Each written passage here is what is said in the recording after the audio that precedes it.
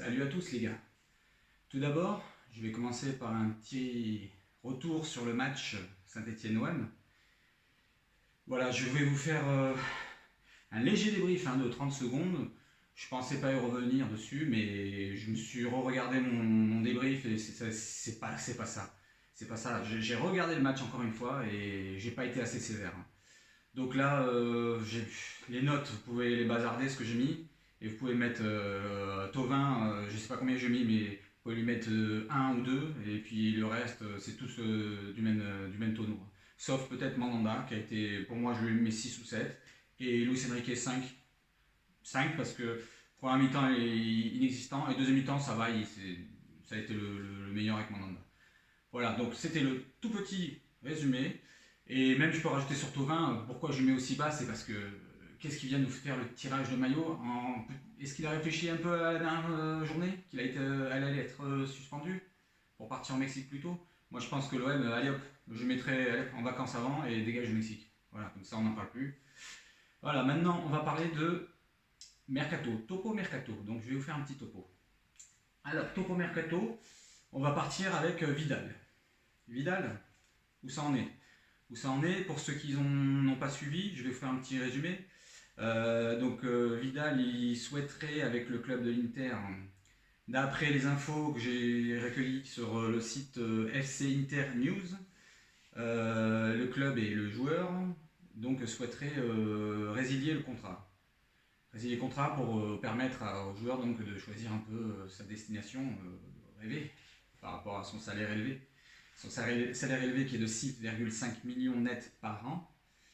Et d'après ce même site FC News Inter, l'agent du joueur, donc de Vidal, a contacté l'Olympique de Marseille pour proposer les services de son joueur, donc Vidal. Et Marseille leur aurait proposé un contrat de 2 ans aux environs de 4 millions par an. 4 millions par an. Alors je ne sais pas si c'est du net ou du brut, mais 4 millions par an. Et bon, à savoir que l'OM n'aurait pas d'indemnité transfert à sortir pour l'Inter, mais il y aura sûrement une prime de la signature, si bien sûr il y a signature, si les deux parties arrivent à se mettre d'accord. D'ailleurs, je pense qu'il pourrait se mettre d'accord, parce qu'il arrive à la fin de sa carrière, et arriver à 4 millions, 4 millions et demi, peut-être ça va monter, et je pense que ça pourrait donner de l'expérience au milieu de terrain de Marseille. Donc on reste dans le milieu de terrain de Marseille, par rapport à un possible départ de Camara malheureusement, qui est courtisé par beaucoup de clubs, dont je ne vais pas vous les énumérer. Il y a deux choix que Longoria a coché.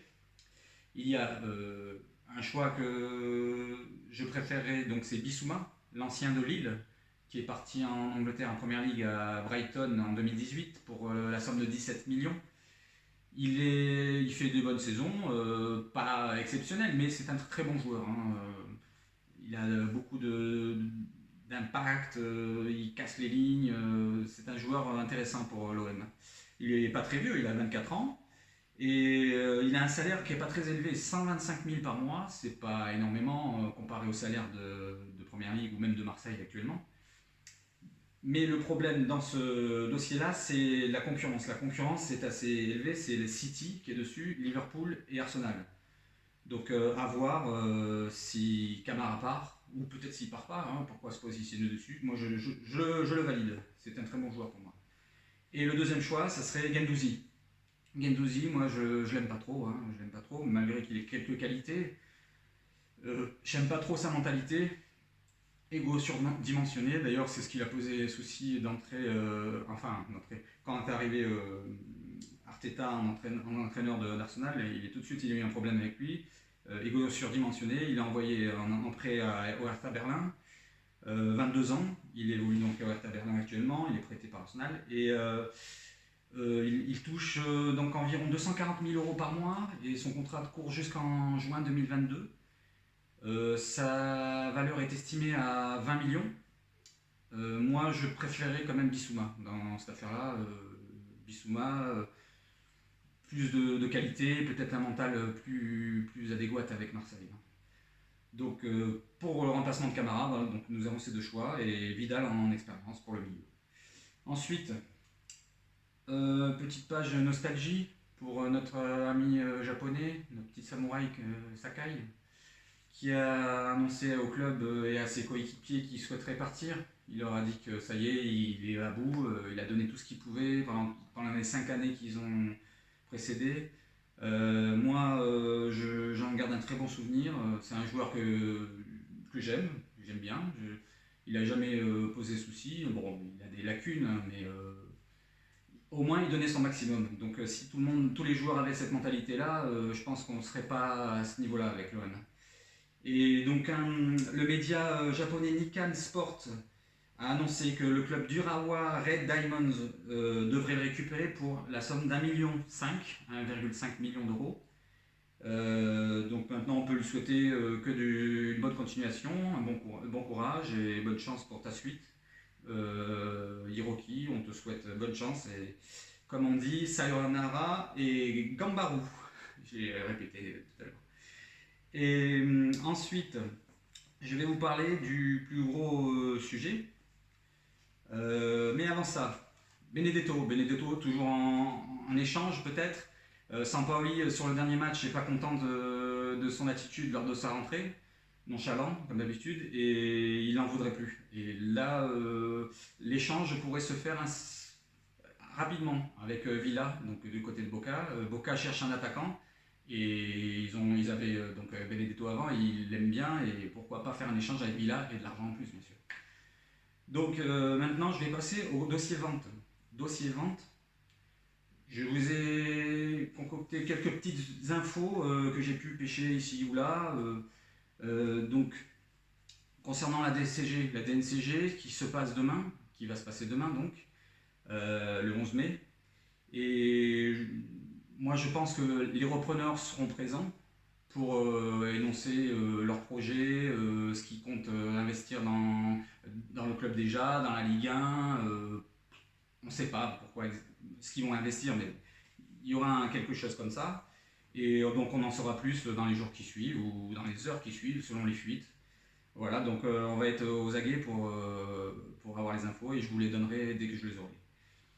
Ensuite, je vais vous donner la date concernant la réunion du personnel du club. Tous les employés auront une réunion le 14 mai. Le 14 mai, et je pense qu'il y aura pas mal de mouvements dans le club. Beaucoup seront pas contents de la reprise ou seront contents, je ne sais pas. Il y aura des changements forcés ou pas forcés. Et beaucoup de licenciements sont possibles. Attendons encore la suite, comme pour la DNCG, on en saura plus après le 14 mai. Voilà, et pour finir, je vais vous donner une petite news, une petite fourchette pour l'officialisation. Petite fourchette, une date d'une semaine. Voilà. Donc la date normalement se situerait entre le 24 et le 31 mai. Normalement pas le 26, mais entre le 24 et le 31 mai. Donc déjà ça laisse peu de jours donc, en marge. Et donc le dernier match sera passé, peut-être le lendemain en espérant.